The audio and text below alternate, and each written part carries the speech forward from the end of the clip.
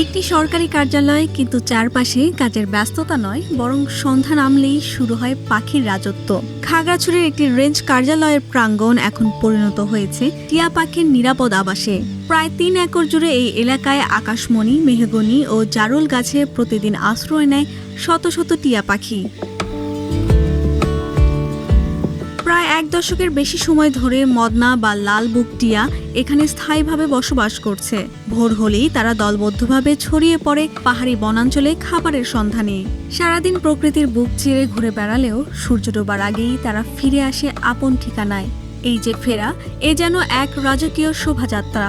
কারো লাল ঠোঁটে খাবারের কণা, কেউ বা আবার সঙ্গীর খোঁজে ব্যস্ত। সব মিলিয়ে এ এক বিরল দৃশ্য। স্থানীয়দের কাছে এই দৃশ্য প্রতিদিনের হলেও মুগ্ধতা কমেনি একটুও। বহু বছর ধরে এখানে পাখিগুলো আসে, সন্ধ্যার পরে আসে, আমরা দেখতে আসি, সবাই এলাকার লোকজন আসে, এখানে দেখি খুব ভালো লাগে। সকালবেলা চলে যায়, সারা রাত এখানে থাকে আর সকালে আবার ভোরে চলে যায়। এখানে পাখিগুলো নিরাপদ বোধ মনে করে এখানে ধরে এখানে পাখিগুলো থাকতেছে। এখন আমাদের এখানে থাকতেছে, আমাদের খুব ভালো লাগতেছে। এটা প্রকৃতি একটা খুব সৌন্দর্য, প্রকৃতি একটা অলঙ্কার। শিকারীদের উৎপাত না থাকা এবং বন বিভাগের নজরদারির কারণে জায়গাটি এখন তাদের জন্য নিরাপদ আবাসস্থলে পরিণত হয়েছে। ভোর হলেই এই পাখিগুলো পাহাড়ের গায়ে মিশে যায়, ঘুরে বেড়ায় বিভিন্ন এলাকায় খাবারের সন্ধানে, আর সন্ধ্যায় ফিরে আসে এ রাজ্যে। ছড়িয়ে পড়ে কিচিরমিচির শব্দ।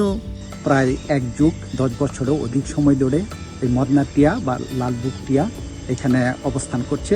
এখানে নিরাপদ আবাসস্থল হিসাবে আমাদের এখানে ওরা বসবাস করছে, অনেকটা অভয়ারণ্যের মতো।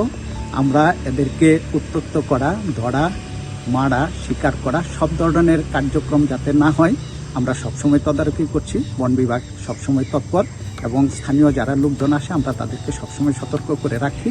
খাগড়াছড়ির বিভাগীয় বন কর্মকর্তা বলেন, মদনা বা লাল বুক টিয়া বাংলাদেশের বন্যপ্রাণী আইনে সংরক্ষিত। এই মদনা টিয়াদের দেহ সবুজ হলেও এদের ধূসর মাথা ও লালচে বুক এদের অনন্য করে তুলেছে। মানুষ যেরকম সৌন্দর্য বর্ধনের জন্য স্বর্ণ, ডায়মন্ড এগুলো পরিধান করে সৌন্দর্য মণ্ডিত হওয়ার চেষ্টা করে, প্রকৃতিকে সুন্দর করে পাখি, বন্যপ্রাণীরা, আমরা এদেরকে রক্ষা করা আমাদের নৈতিক দায়িত্ব মনে করি। তারা যেখানে বসবাস করবে তাদেরকে সুরক্ষা দেওয়া এবং তাদের বসবাসের জন্য অনুকূল পরিবেশ তৈরি করা, তাদের খাদ্যোপযোগী গাছ লাগানো, তারা যাতে খাদ্যের প্রচুর পরিমাণে খাদ্য পায়, এ লক্ষ্যে আমরা খাগড়াছড়ি বন বিভাগ কাজ করে যাচ্ছি। বন বিভাগের লক্ষ্য এখন এই টিয়াদের জন্য দীর্ঘমেয়াদী খাদ্যের সংস্থান ও নতুন গাছ লাগিয়ে বাসযোগ্য পরিবেশ নিশ্চিত করা। পাহাড়ি এই বৈচিত্র্য রক্ষা করতে পারলে খাগড়াছড়ি হয়ে উঠতে পারে বন্যপ্রাণী পর্যটনদের এক আদর্শ উদাহরণ। প্রকৃতির এই মায়া আর কিচিরমিচির শব্দ দীর্ঘস্থায়ী হোক, এমনটাই প্রত্যাশা স্থানীয়দের।